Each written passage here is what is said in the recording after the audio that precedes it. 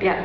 And so with the importance of that, what I'm trying to get at is that this, to me, this song is the thing that you're singing, or what it's the lyric and the melody. And what Simon was talking about was that production defines the genre, and a great song is a great song, and should be and can and often does transcend across genres.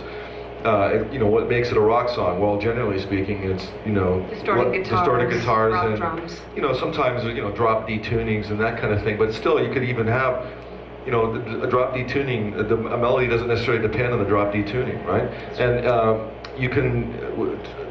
Simon knows because I've put it through this a million times. I have what I call a campfire test, which is that if you can't play me the song on acoustic guitar or piano or even sing it a cappella, unless you're playing hip hop or emo screamo or something, if you can't do it at that level, and if it doesn't hang as a great song, then it's not a great song. And anything you're going to do to it after that is not likely going to turn it into a great song. And a big part of why Simon is successful is because she long ago learned that and realized that 99.999% of your energy needs to go into creating that thing that you're singing, the melody and the lyric, and if that isn't right, nothing down the stream is going to make it right. Yeah, and also I think a lot of bands are really eager to make a record or really eager to get out and tour, and they don't spend enough time working on that one thing that is at the core of all of that you're going to offer your audience, and that's your songs. So I think it's really important to get that right before you do anything else, Yeah, when you're collaborating, how does it work when you're in the room with a band? Who does what? What's the dynamic of that? It always changes because I try to assess the strengths of the people that I'm working with, and then essentially be a bridge or a doorway to where they need to get to. So I just try to compensate for wherever I think they need work, and that's it. So I'm constantly shape-shifting. I'm an amorphous lump. So when you're writing, say, Beast, how does it come to you? Okay, what is Jean-Philippe? Is that his name? Yeah, Jean-Philippe. Yeah, Jean-Philippe. What is he? Is he the track guy? Yeah, absolutely. And does he create finished sort of tracks, meaning beats, bass lines, maybe guitars or keyboards or other melodic content information, and come to that to you guys fully formed, and then you have to make up lyrics and melody to go on top of that? The way that I came into that project was most of the tracks were already finished by him, and they were looking for melodies and lyrics, and that is what I collaborated with Betty on. So there were some tracks of her sort of scatting. I don't know if you guys are familiar with the band, but she's an incredible presence as a vocalist, and so she sort of scatted, and we just worked on words and lyrics there because that was all they needed from me.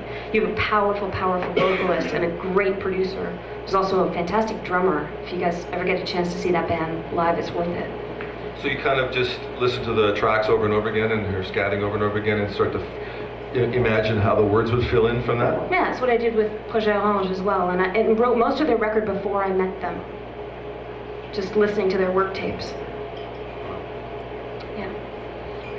I've seen people talk before, great songwriters talk about the process, and I've always been fascinated by the fact that it's a bit of a paradox, or it's not what you think it's going to be. That you listen to a song, you listen to the intro, the verse, the chorus, and you imagine that it was written in that order, and you imagine that that they must have written the lyrics first because that seems to be the most important thing, and then when you start to actually talk to a lot of really great songwriters, you find that a lot of times it's kind of the reverse. I mean, some of my favorite songwriters seem like they write the words last, and they might, you talk about scatting. Isn't that actually writing the sound of the word before the meaning of the word? Yeah, definitely. And what's really exciting is listening to a track like that or a melody like that and thinking, what is it saying to me? What is that track about? What are those sounds about? And then ascribing meaning to them. But it's interesting because I think in songwriting sometimes people bring their egos. And I was in a session a couple of days ago, and there were two guys there, and obviously I was there, and one guy wasn't contributing a lot, and the other guy complained about it. And this guy who wasn't contributing a lot said, "You don't need me right now." And that was actually great songwriting. Yeah. Was just stepping back and letting it happen because it was happening.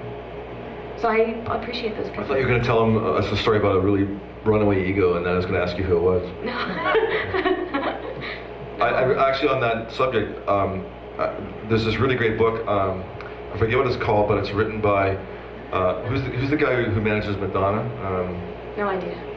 Oh, it's on the tip of my tongue. It's on the tip of my tongue. It'll come to me. Anyway, he wrote a book it's kind of a different take on the old, interview people in the music industry or the entertainment business book. He's interviewed a couple of dozen really famous and successful people, artists, behind the scenes people from mostly the music, but a little bit the movie business as well. And he asked them all the same series of questions. So instead of it, being free-flowing interviews with everybody, it was the same interview with each person, and you got to see how each person answered the question. And the very first chapter, the very first page, it's Bono, and the first question was, who early in your career had the most influence on you, and what did you learn from them? And his answer was Paul McGuinness, who's the manager of U2. He said he taught us that just because you've invested a lot of time and, more importantly, pride in an idea doesn't mean it's a good idea. And that in a collaborative vehicle like a group, that everybody has to set their egos aside and work for the best ideas, regardless of where they came from and how much you've invested in that idea. And I thought that was a brilliant thing. It's kind of what you're talking about. Right? Yeah, absolutely. There are two last things that I want to ask you, because are you guys getting bored yet? No. No, not yet? Okay.